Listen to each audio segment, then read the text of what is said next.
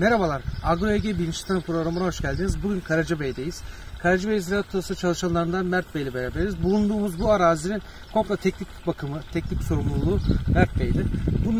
Bu arazide bugüne kadar başından sonuna yani dikim tarihinden Mayıs 15'ten bu vakte kadar tamamıyla bizim ürünler uygulandı.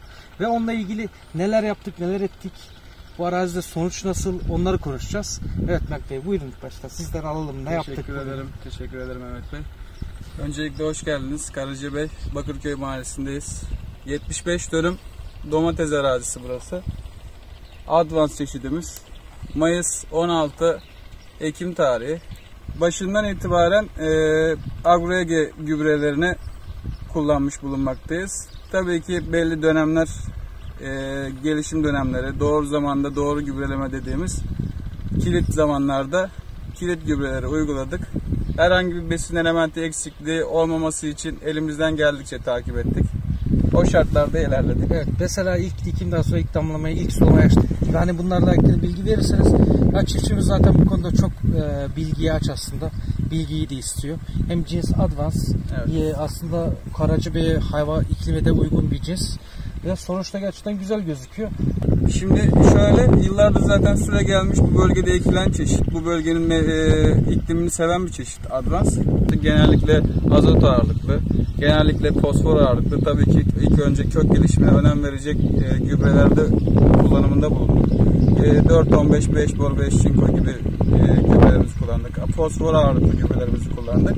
İlk önce yeşil aksamımızı aşırı şekilde azot uygulaması yapmadan dengeli gübrelerle 20-20-20 gibi, zaten taban gübresi 15-15-15 belli miktarda verilmişti. Onun dışında magnezyum eksikliği, klorofil pigmentinin yapı taşı, yeşil bitkiye yeşil rengi veren onları uyguladık. Demir sülfat saçı Kıbrıs dediğimiz halk arasında bitkili güçlendirmek için amino asit kullandık. Amino asit bitkinin tamamen tüm organlarıyla, şöyle öyle diyeyim, aynı insan gibidir bitkide. Tamamen sağlam olması için, dirençli olması için, hastalıklara karşı dirençli kalabilmesi için, kök aksamı zaten geliştiği zaman bitkinin beyni köktür. Kök ne kadar gelişmişse bitki çevresel etmenlerden o kadar zarar görse de, sıkıntı yaşasa da kök ne kadar iyi gelişmişse o kadar kendini toparlayıp devam edebiliyor. Biz de hastalıklara karşı ilk önce meyveyi de yapan yeşil aksam olduğu için ona önem vererek gittik. O şekilde çalışmamızı yaptık. Evet, burada zaten hani uygulamalarınızdan da belli gerçekten sonuç. Zaten bunu aslında çiftçimize sormamız gerekiyor. Evet. Çiftçimiz de buradan hani ne kadar tonaj bekliyor ve alabilecek mi sizce? Şimdi bu sene zor bir seneydi. Belli süre gelmiş, böyle hafızalara kazınan yıllar var. Olmuştur, geçmiştir, hepimiz biliyoruz, gördük ve yaşayan insanlar var, çiftçiler var tabii ki. İklimler, yağışlar, sıcaklıklar, gündüz ile gece arasındaki sıcaklık farkları yüzünden bu bitkilerde domates, bu familya, patlıcan familyası belli bir soğuklara dayanımı zor olan bir bitki. Strese çabuk kapılıyor. Tabii ki ne oluyor? İşte yapraklarda morarma, şudur bu. 5 derece, 3 derece, eksi 2 gibi 0 dereceye yaklaştığı zaman ve eksilere düştüğü zaman daha bir sıkıntı. Tabii ölüme kadar gidebiliyor. O soğukları ve aşırı yağışları yaşadığı için büyük bir strese kapılıyor bitki. Bunu atlatması da çok zor oluyor.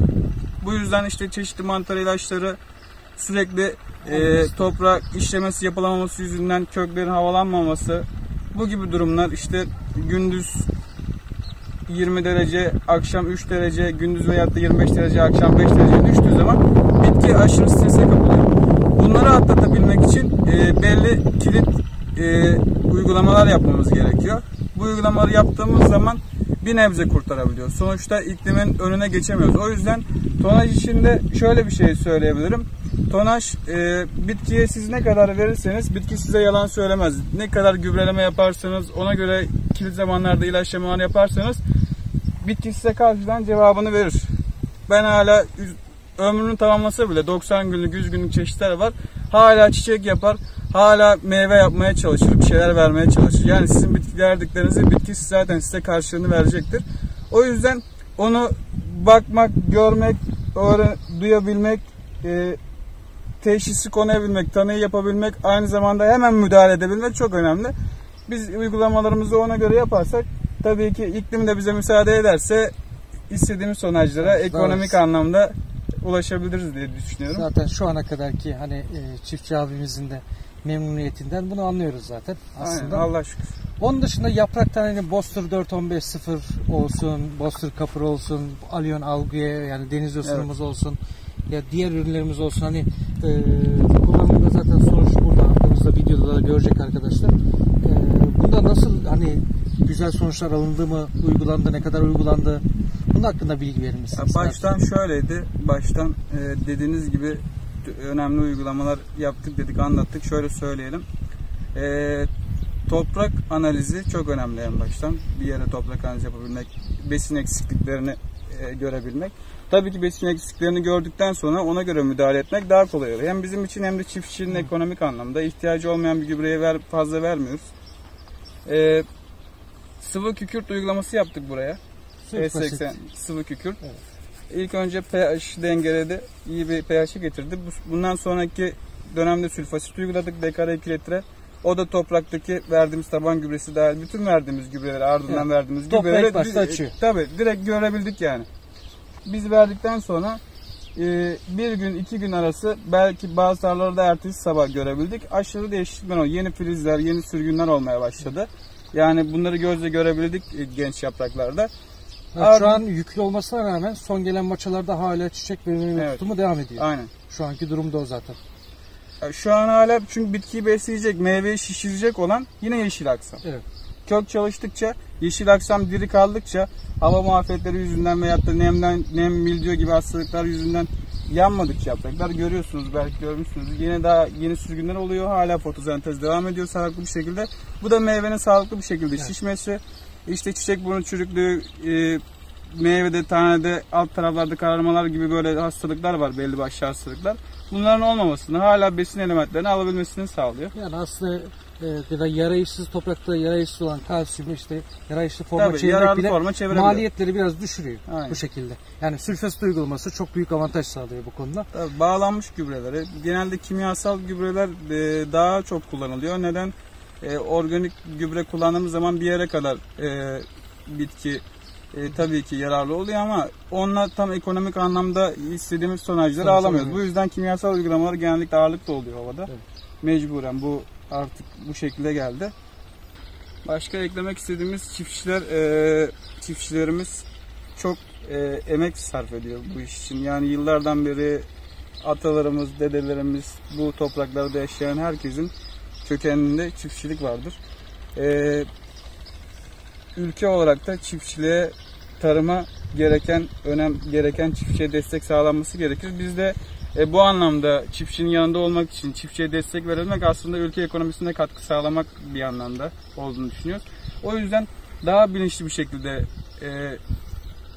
hareket etmelerini bu konuda da buradan zaten ediyoruz. Teşekkürümüzü Karacabey Ziraat Odası Başkanı Erhan Bey'e de yapıyoruz. Çok sağ olsun bize bu fırsatı, hepimize bu fırsatı verdiği için. Biz teşekkür ederiz. Size de. Bu arada Karacabey'de tek yetkili saçılır Karacabey Ziraat Odası'dır. Ürünlerimizin hepsini oradan alabilirsiniz. Bizi iletişime geçmek için bu numaralar, aşağıda yazan numaralardan bizle iletişime geçebilirsiniz. Çiftçimizin mutluluğu bizim gururumuzdur. Sizin de diyeceğiniz son bir laf. Aynı şekilde çiftçimiz mutlu olursa biz de mutlu oluruz, gururlu oluruz. İşimizi daha çok severek yapıyoruz, daha heyecanlı yapıyoruz.